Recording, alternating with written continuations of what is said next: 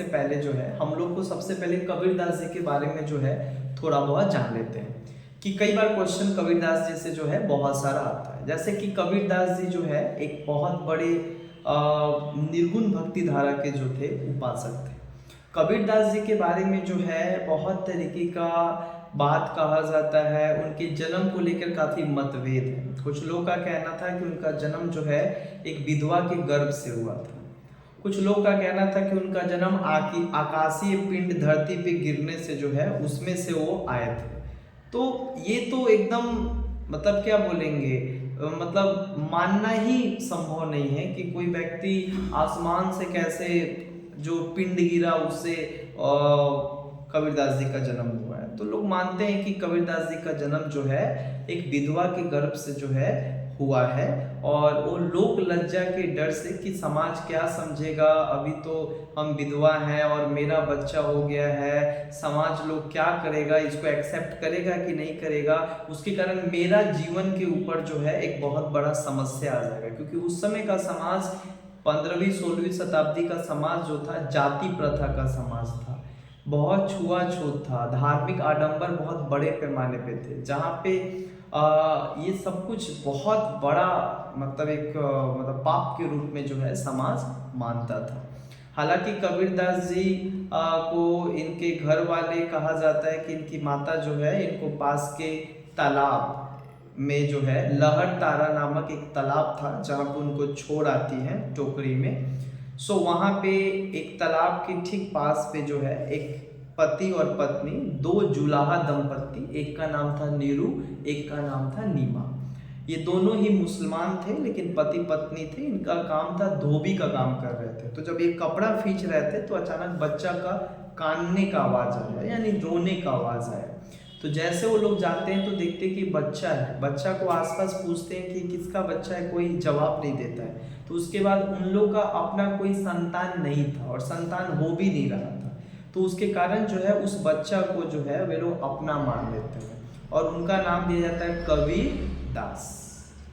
कबीर जो है एक मुसलमान नाम है, वहीं पे जो दास है वो एक बेसिकली क्या है, एक जो दास है वो हिंदू रिचुअल से जो दिया गया एक नाम है। सो कबीर दास जी का ऐसे परिवेश में इनका पालन पोषण हुआ है जहाँ पे मुसलमानों के संस्कृति और उनके ही रीति रिवाज और परिवरिश में इनका पालन पोषण हुआ है। इनकी माता नीरू पिता माता नीमा, इनके बाद में बचपन के टाइम पे जो है ये भी धोबी का कामकाज करते थे, क्योंकि इनके माता पिता भी धोबी का कामकाज करते थे। इनको जुलाहा दंपत्ति कहा जाता था।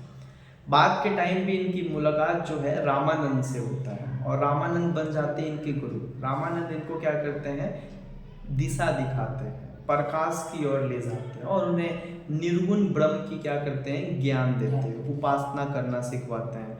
और उसके बाद जो है कबीरदास जी निर्गुण भक्ति धारा यानी निर्गुण उपासक करते हैं और ज्ञान लेते हैं, राइट। और उसके बाद जो है कबीरदास जी एक बहुत बड़े संत, एक बहुत बड़े समाज सुधारक और एक बहुत बड़े कवि के रूप में जो है उभर कर सामने आते हैं। इन्होंने समाज के लिए बहुत कुछ किया है। इन्होंने समाज में उस समय चल रही सामाजिक बुराइयां, मूर्ति पूजा, अंधविश्वास, तमाम तरीके की चीज़ों का क्या किया है, इन्होंने उल्लंघन किया है और बहिष्कार किया है। उनके पूरे जीवन में भी दिखता है कि जहाँ कहीं भी वो इस तरीके का हिंदू मुस्लिम जाति प्रथा छुआछूत देखते थे, डायरेक्ट क्या करते थे, कटाक्ष करते थे। बड़ा बेबाक अंदाज था इनका। जो चीज़ भी देखते तो उसको वहीं पे क्या करते थे, अपने दोहा के माध्यम से जो है उसको कटाक्ष करते थे। ठीक है। और बाद में इनका शादी भी होता है और लोही नामक एक से होता है। इनकी दो पुत्र और पुत्री भी है, एक का नाम है कमाल, एक का नाम है कमाली। इनके जीवन में इन्होंने एक ही रचना किया है, वो भी खुद के द्वारा नहीं लिखा है। इनके एक शिष्य थे धर्मदास, उन्होंने जो है कबीरदास जी के दोहा को लिखा है और एक रचना लिखे हैं जिसका नाम है बीजक। और बीजक को 3 भागों में बांटा जाता है। कई बार क्वेश्चन आता है, साखी, सवद और रमैनी, ये 3 ठो जो है उनकी बीजक को 3 भागों में बांटा जाता है। अब चलते हैं इनके कुछ पंक्तियों के ऊपर, कुछ साखी को समझते हैं, जो बड़ा ही निराला अंदाज में जो है कबीरदास जी क्या करते हैं, साखी का शुरुआत करते हैं। क्या बोलते हैं? बोलते हैं ज्ञान प्रकाश से गुरु मिल्या, सोजनी बिसरी जाई, जब गोविंद कृपा करी तब गुरु मिल्या आई। यानी ज्ञान प्रकाश से गुरु मिल्या, सोजनी बिसरी जाई। बोलते हैं कि ज्ञान प्रकाश से, हमारा ज्ञान तभी प्रकाश में आएगा ना, हमारा ज्ञान सद्बुद्धि तभी प्रकाश में आएगा जब हमें एक अच्छे गुरु की प्राप्ति होगी। तो जिसके कारण हमारा ज्ञान पूरी दुनिया में, दुनिया के सामने आ रहा है और पूरे जगत के सामने आ रहा है, तो जिनके द्वारा वो ज्ञान बाहर आ रहा है, राइट, गुरु नामक व्यक्ति के द्वारा जो है हमारा ज्ञान लोगों के सामने आ रहा है, सो इसीलिए जिनी मतलब गुरु को बिसरी जाए, बिसरी मतलब भूलना नहीं चाहिए। यानी जिनके कारण मेरा वजूद है, जिनके कारण मेरे को जो है ज्ञान प्राप्त हो रहा है, उसको जो है हमें भूलना नहीं चाहिए। सो यहाँ पे वही बताया जा रहा है कि ज्ञान प्रकाश से गुरु मिल्या, हमारा ज्ञान तभी प्रकाश में आता है, यानी प्रज्वलित होता है जब हमें एक अच्छे गुरु की प्राप्ति होती है। इसीलिए जिस गुरु की प्राप्ति होने से हमारा ज्ञान पूरी दुनिया के सामने और समाज के सामने आता है, राइट, तो उस गुरु को जो है जीवन में कभी भी भूलना नहीं चाहिए। फिर क्या बता रहे, जब गोविंद कृपा करी तब गुरु मिल आई। और एक अच्छे गुरु की प्राप्ति कैसे होती है? आज के ज़माने में एक अच्छे गुरु की प्राप्ति कैसे होती है? बोलते हैं एक अच्छे गुरु की प्राप्ति जो है जब गोविंद कृपा करे, गोविंद मतलब ईश्वर, जब हमें ईश्वर, हमारे ऊपर ईश्वर की कृपा और दया होती है, तभी हमें क्या होते हैं, एक अच्छे गुरु की प्राप्ति होती है। तब गुरु मिल आई, तभी हमें क्या होते हैं, एक अच्छे गुरु की प्राप्ति होती है। यानी ईश्वर का हमारे ऊपर दया और कृपा होता है, तभी जाकर हमें क्या होता है, एक अच्छे गुरु की प्राप्ति होती है। समझ आया? आगे दूसरा पंक्ति बोलते हैं, न गुरु मिल्या न शीस भया, लालच खेलिया डाओ, दोनों बुरे धार में चढ़ी पाथर की नाव। यानी आज के समय को बताते हैं कि आज के समय में न एक अच्छे गुरु की प्राप्ति होती है और न ही एक अच्छे शिष्य की प्राप्ति होती है। जो भी गुरु शिष्य का संबंध है वो पूरा पूरा अपने अपने स्वार्थ के कारण एक दूसरे के साथ जुड़े हुए हैं। वास्तविकता में उनके अंदर जो एक गुरु का भाव और गुरु का जो काम कर्तव्य होना चाहिए और एक शिष्य का भी जो गुरु के प्रति जिस तरीके का व्यवहार, जिस तरीके का विचार होना चाहिए, उठना बैठना जिस तरीके का होना चाहिए, वो आज ऐसा नहीं है। वो कटाक्ष करते हैं आज के समाज के गुरु और शिष्य कि दोनों ही क्या है, वो स्वार्थी हो गया है, दोनों ही अपने लालच के लिए एक दूसरे के साथ बस जुड़ा हुआ है। कोई किसी से क्या है प्रेम या किसी भी तरीके का कोई जो है, पुराने जमाने में जिस तरीके के गुरुकुल व्यवस्था में गुरु और शिष्य का जिस तरीके का एक संबंध होता था, अब वो नहीं रहा। सब अपने काम से काम के लिए एक दूसरे के साथ हैं। न गुरु मिल गया, नहीं आज के ज़माने में एक अच्छे गुरु की प्राप्ति होती है, न शीस भया, और नहीं हमें क्या होता है, एक अच्छे शिष्य की प्राप्ति होती है। लालच खेल लिया जाओ, दोनों अपने अपने लालच के लिए, स्वार्थ के लिए, स्वार्थ प्राप्ति के लिए एक दूसरे के साथ क्या है, जुड़े हुए हैं। दुन्यू बुरे धार, दोनों ही क्या है, स्वार्थी है। और ये जो स्वार्थ है और जो लालच है इंसान को पूरा तरीके से क्या करता है, बर्बाद कर देता है, अंधा बना देता है, अज्ञानी बना देता है और इसमें वो डूब जाता है। तो बोलते दुन्यू बुरे धार, दुन्यू मतलब गुरु और शिष्य दोनों।